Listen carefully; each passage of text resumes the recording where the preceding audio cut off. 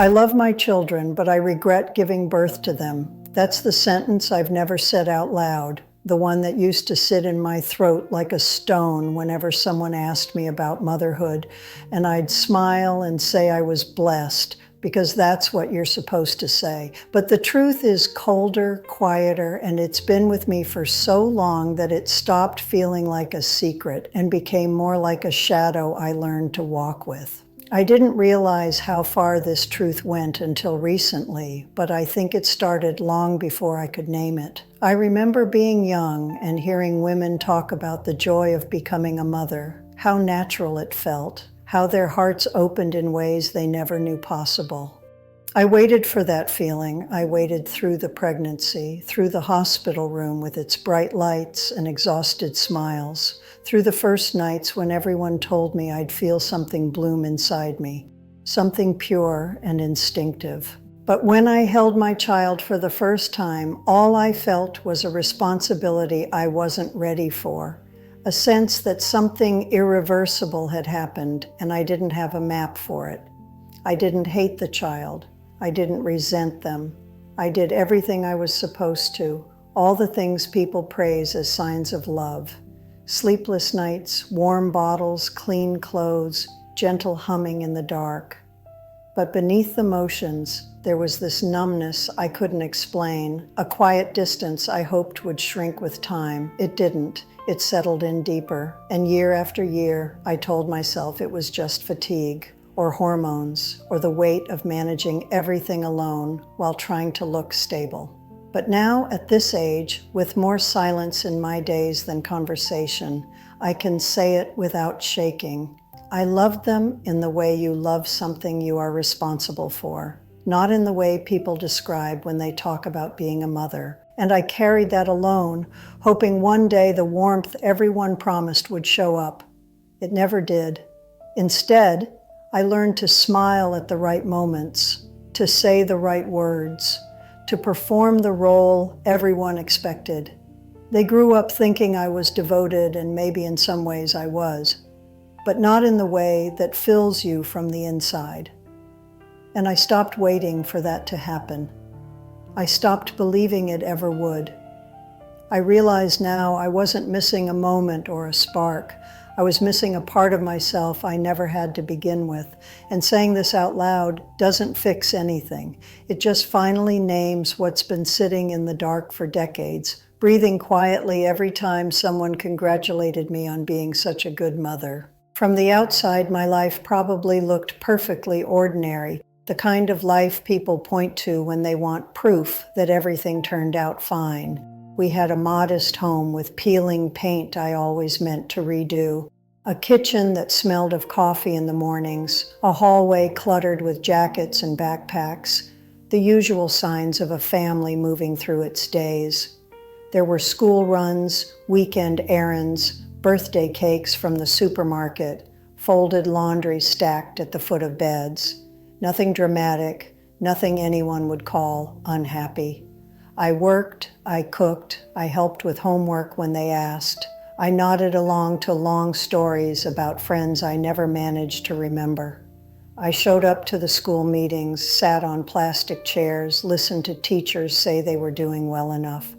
I knew their schedules, their preferences, the way one of them always left the lights on, and the other couldn't stand the sound of the vacuum cleaner. If someone had watched us from the outside, they would have said we were normal, maybe even stable, and in a way, we were. But inside me, there was always this faint sense of being misaligned with my own life. Like I was walking slightly behind myself, performing motherhood, the way you follow a recipe you don't taste anymore. Nothing in my childhood pointed to this, nothing in my marriage, nothing in the day-to-day that could be blamed for why I felt so separate from all of it.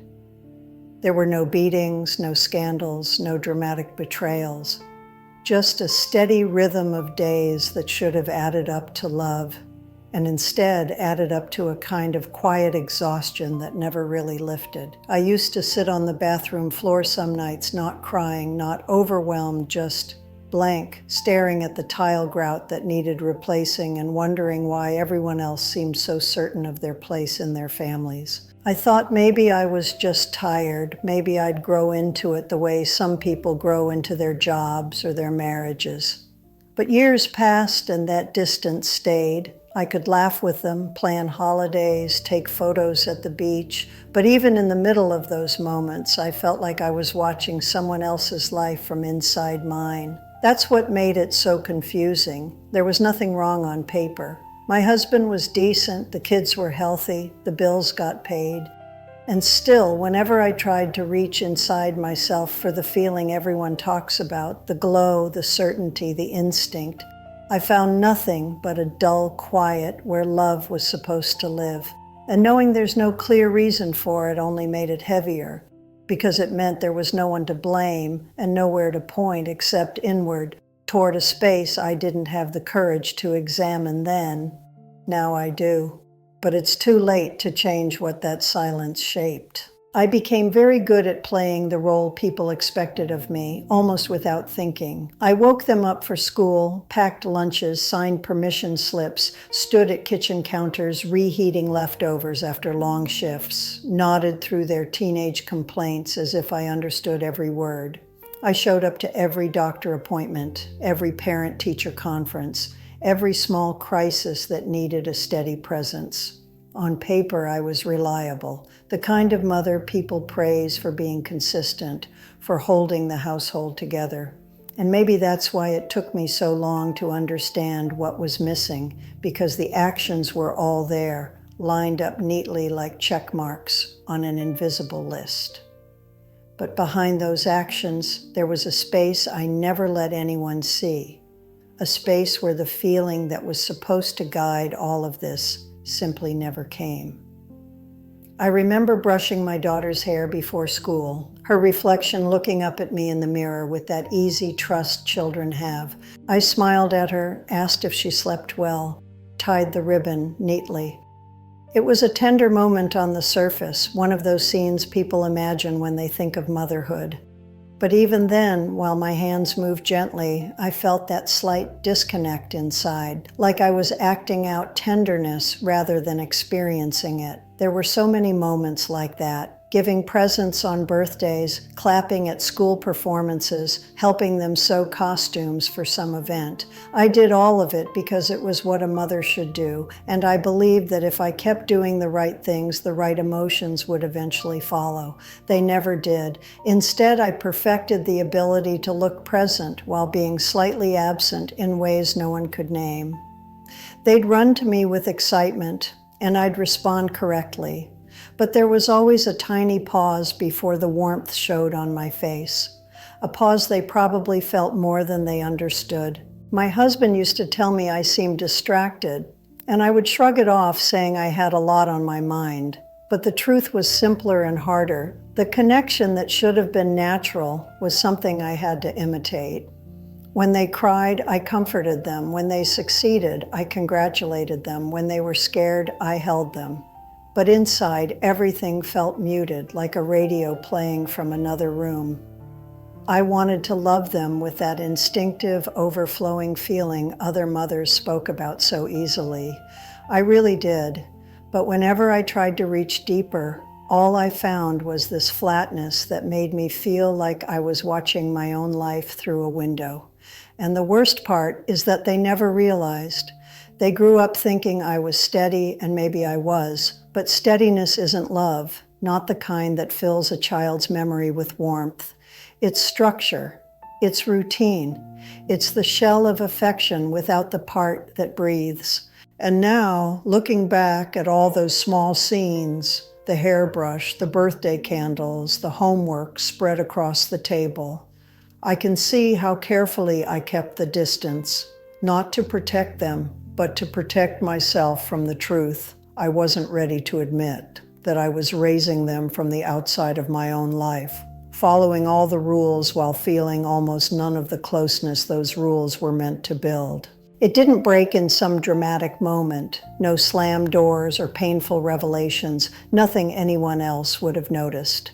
It happened on a Tuesday morning, the kind of morning that comes and goes without leaving a mark. I was standing in the kitchen, waiting for the kettle to boil, listening to the hum of the refrigerator and the faint sound of cars passing outside. The house was tidy, unusually quiet, the kind of quiet you think you've earned, but eventually realize is just the absence of demands. My children were adults by then, living their own lives, calling when they remembered, visiting out of obligation more than desire. And as I stood there in the stillness, I felt something shift, almost like a soft click inside my chest. Not pain, not even sadness, just an unfiltered awareness that somehow I had stepped out of my own life without noticing when it happened. I looked around the kitchen, at the photographs on the fridge, at the shopping list I'd written the night before, at the mug waiting for tea, and I felt this strange sensation that none of it belonged to me. Not really.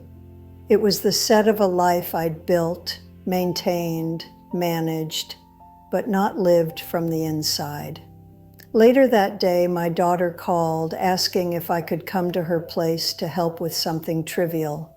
And for the first time, I hesitated, not because I didn't want to help, but because her voice sounded distant, like someone calling from another life. When I hung up, I just sat at the table staring at my hands, noticing how they'd aged without my permission, how the lines had deepened while I was busy doing what needed to be done. I thought about all the years that had passed, the countless routines, the constant motion, and I realized I couldn't remember the last time I felt anything other than tired, not overwhelmed, not depressed. Just tired in a way that felt older than my body. And then came the part I wasn't prepared for, the sudden understanding that the distance I'd always felt from them had grown into something irreversible. They had built their adult lives without needing me emotionally, only practically, because that was the shape of the connection I'd offered them.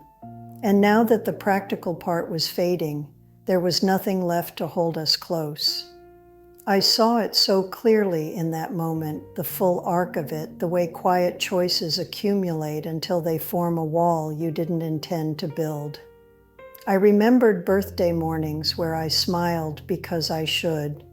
I remembered sitting in the audience during school events, clapping with everyone else while my mind drifted somewhere far away. I remembered the way they would check my face before telling me something important, gauging whether I was really listening or just pretending. And I realized that piece by piece, they had learned to stop asking for the kind of love I couldn't give. And I had let them, not consciously, not cruelly, just by passing through the days without truly stepping into them. That Tuesday morning made it impossible to lie to myself anymore. I saw the whole truth laid out plain and unromantic. I had done everything right except the thing that mattered most. And there was no fixing it now, no late awakening that could rewind their childhoods or soften the memories I'd left behind.